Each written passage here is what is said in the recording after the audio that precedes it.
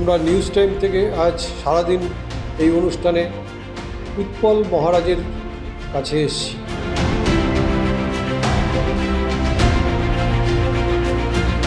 উৎপল মহারাজ ভারত সেবা আশ্রমের দীর্ঘদিন থেকে দপ্তর সামলেছেন এবং তিনি এবার উত্তর দিনাজপুর জেলার কালিয়াগঞ্জের বিজেপির প্রার্থী। নমস্কার, আপনাকে নিউজ টাইমে স্বাগত। আপনি একজন সন্ন্যাসী ছিলেন, সেই জায়গা থেকে রাজনীতি ময়দানে এলেন, এটা কারণটা? সন্ন্যাসী আজও আছি, সন্ন্যাসী ছিলাম নয়, সন্ন্যাসী আগেও ছিলাম, এখনও আছি। যতদিন জীবিত থাকবো সন্ন্যাসী রূপেই থাকবো। রাজনীতিতে আসার কারণ হচ্ছে সমাজের সমস্ত শ্রেণীর মানুষকে নিয়ে চলা।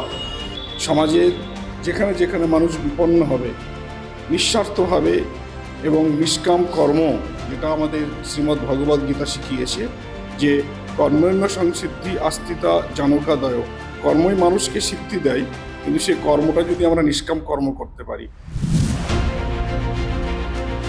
রাজনীতির ময়দানে এসে আপনি কি কোনোখানে একটুকু মনে হচ্ছে যে আপনার যে সন্ন্যাসী জীবন সেখানে কখনো ক্ষতি হচ্ছে?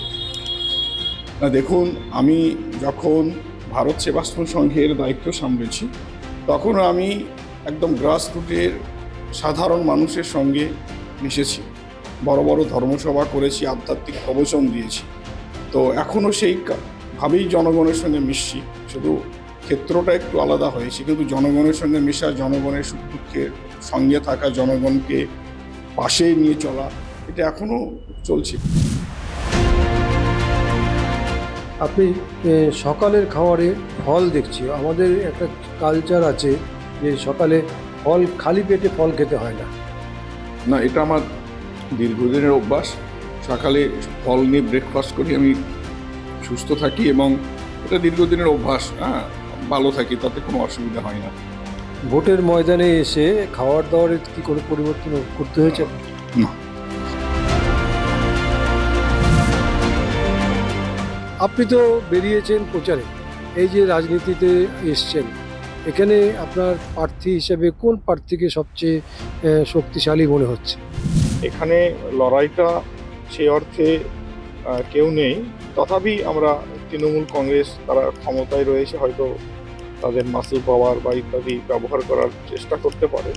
তো এই মুহূর্তে তৃণমূলের সঙ্গে হয়তো কিছু আমাদের লড়াইটা হতে পারে। কমিশন এবার যেভাবে ব্যবস্থা নিচ্ছে, তারপরেও কি তৃণমূল মাসেল পাওয়ার দেখাতে পারে মনে হয়? বাংলায় একটি কথা রয়েছে যে দুষ্টের ছলনার অভাব নেই।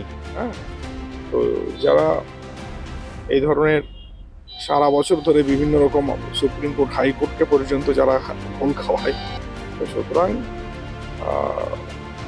তারা করতে পারে। এখানে তো একসময় প্রিয়রঞ্জন দাসবংশী ছিল, তারও পার্টি আছে, তারা কি কিছু করতে পারবে না? একসময় প্রিয়বাবুর গড় ছিল, আর প্রিয়বাবু এখানকার ভূমিপুত্র, তিনি আমাদের হৃদয়ে রয়েছে তার রাজনৈতিক ব্যক্তিত্বের কারণে। তো এখন কংগ্রেস প্রায় পশ্চিমবঙ্গে কোথাও নেই, কংগ্রেস প্রায় অবলুপ্তির পথে সিপিএমের হাত ধরে, মানে সিপিএম যে পথ অনুসরণ করছে।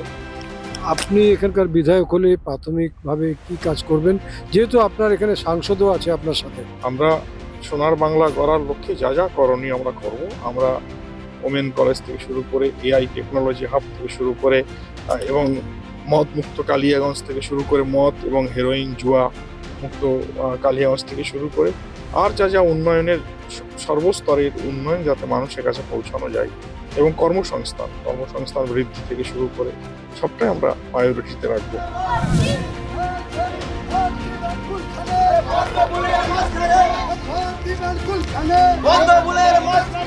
সার্বিক উন্নয়নের গতি আনতে আমাদের আসতে চাই, তো